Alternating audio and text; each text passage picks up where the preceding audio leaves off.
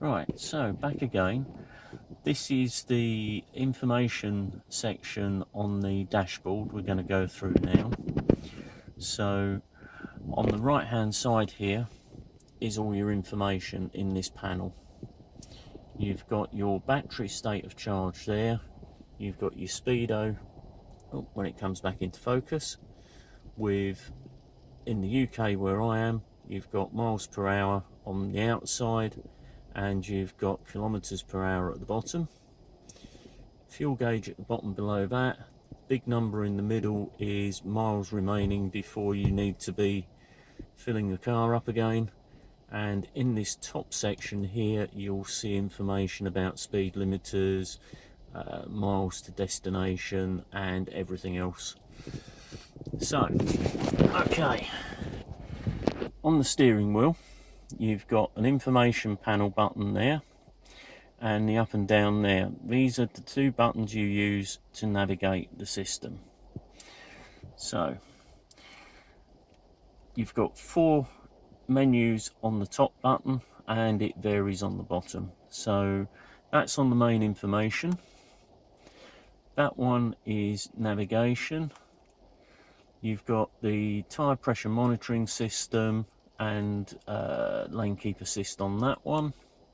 And this is all the user settings, so this is where you customize the car. So let's go back to the main information settings. So you've got a little dot that you can move up and down there, which shows you where you are on the system. So by using that button, if I go down, you'll go through 2 trip meters, your big miles per hour. That gives you your driving style, so whether you're economical, normal or aggressive on your driving. Your energy flow, so that will show you whether you're regenerating energy from the brakes, using energy from the petrol engine ICE or from the electric motor. Your engine temperature, been sat here a while, and then back to your miles per gallon. The bit in the middle here, this bar, when it comes back into focus, is the instantaneous miles per gallon. All of these, if you push that in, you'll get a message about hold OK to reset. So if you push and hold that button, it will reset that average back to 0. Okay, then at the bottom here you've got the temperature in degrees C and your total mileage for the car. So as you can see, 33,000 miles I've done so far since November 16.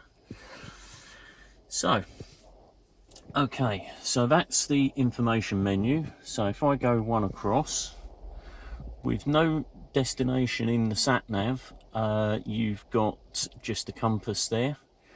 If you've got a destination in the sat-nav, it will tell you the distance to your next change of road or roundabout. Next one across, tyre pressures. Because I've not been driving, I've got no pressures. And you've got the lane keep assist. The outer lines here and here, once you're driving, they'll go white if it senses the line, so you can see how the system is working, but you will rarely ever look at that screen. Let's go to the next one across. This is where it gets interesting now. So this is where you can set so many things in this car, it is unreal. So if I zoom in on that, so push the button to select. So you've got the driving assistance, so you move up and down with that button, and the setting which is between the 2 lines is the one which you'll keep and you'll adjust. So push the button again. Now I've got mine on the active, which means that it makes smaller adjustments and it actually keeps it better within the lines. The standard lane keep assist, it will only try and intervene when you cross a white line. So just before you cross a line, it will then make an adjustment. On the active, it's constantly making small adjustments to try and keep you in the lane. Lane departure warning, that one just beeps at you. It does nothing with the steering at all. And then go back up to the top, push the button in again, and it will take you back up a level. Into Smart Cruise. So slow, this is the speed that the car will accelerate back up to the speed you set. So slow is what I normally find is the better setting. Normal tends to change down and the engine rev more to pick you up to speed quicker, but I generally find it doesn't need that. If you need to speed up a bit quicker, you can override the slow by just putting your foot on the accelerator or gas pedal.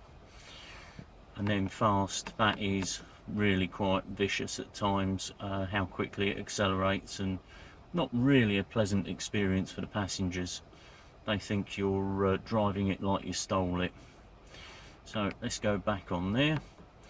Autonomous emergency braking, so that's the auto brake. That's either on or off, so you can, if you push the button, you can take the tick out of the box, that turns it off, but you get this nice little warning in the middle here just to tell you that it's turned off and generally annoy you.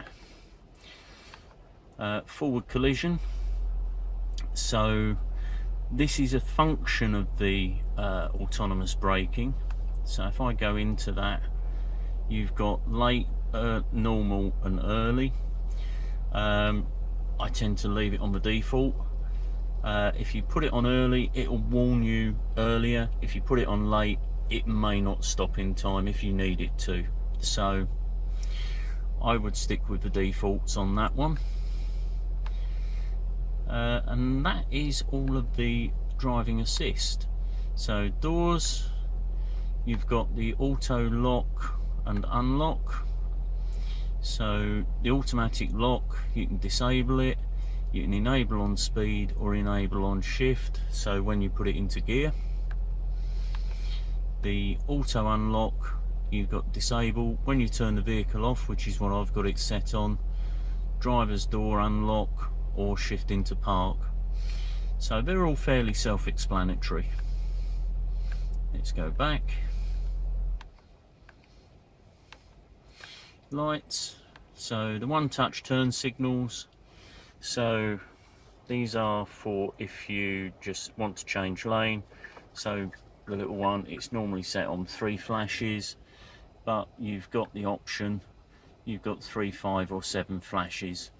So mine's on 3, so if I set it on 5 and just flick the indicators down again, 2, 3, 4, 5. Okay, so it's all fairly self-explanatory. Headlamp delay, that's about a 30-second delay from you turning the car off to the headlights going out, so it's sort of like a welcome home or that. So it gives you a chance to get up to your door and find your keys and get in your house if the car's lights go to there. Welcome lights, that's when you approach the car and the car senses the key. The mirrors will fold out if you've got them set, and you'll see the puddle lights and the door handle lights come on. So that's that one. Sound, that's the park assist system, so that's your reversing beeps and how loud they are. So if I just stick this into reverse, as you can see, I'm parked up against the barrier. Let's quickly find my way down and because it's in something other than park, it won't let me change a lot of these things. So convenience. So this is where you can turn things off. You've got the wireless charger, the lights and wipers display. So this is where if you turn the windscreen wipers on,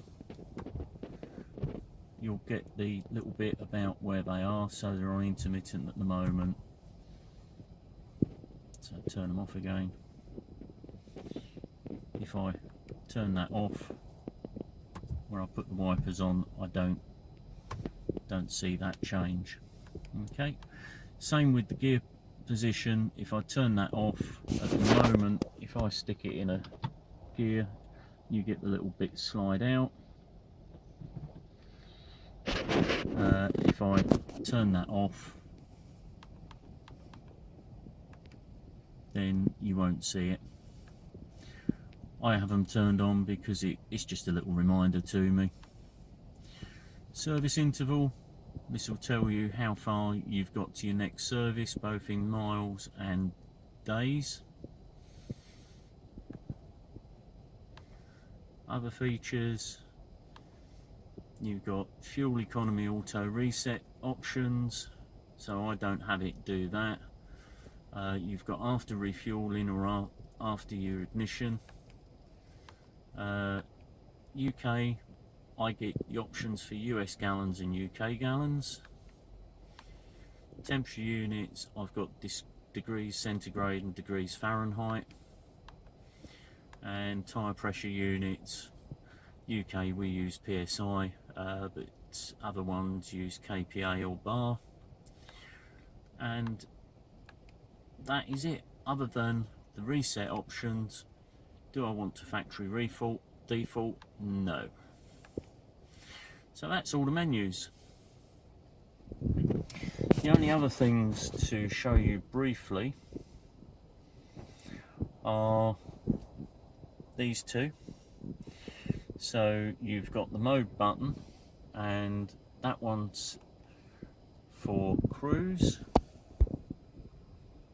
So if I zoom in on that, come on, there we go. And then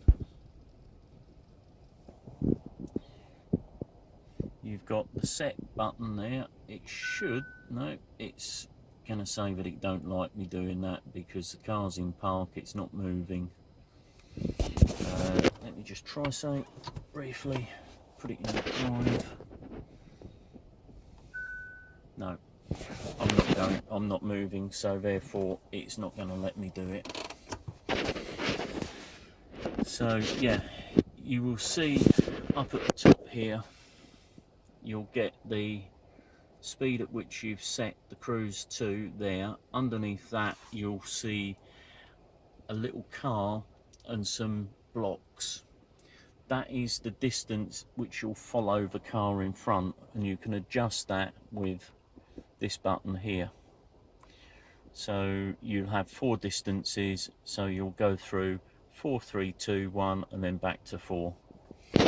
So you can adjust the distance between you and the car in front when the car is operating under cruise. The next one, if you push mode again, it will set it to limiter. So this is useful if you're doing speed camera areas with the average speed cameras, so you can set it to the same speed as the average speed limit and you will not go over it. If you push the accelerator gas pedal right the way to the floor, the car will override it, but it will change down and take off like a scolded cat, believe me. You can't accidentally do it and not notice. And then if you push it once more, it takes it back to normal mode. Okay, I think that is pretty much it. There is one other button which people tend to not know about, is this one. So this one is your media. So for your media unit, if you push this one, you'll get various bits on the radio, and you can flick between your various media that you've got. So I've got a little USB stick down there with some MP3 tracks on it. I can flick between that, the radio, or Bluetooth audio from my phone. So that is about it. Okay, see you next time.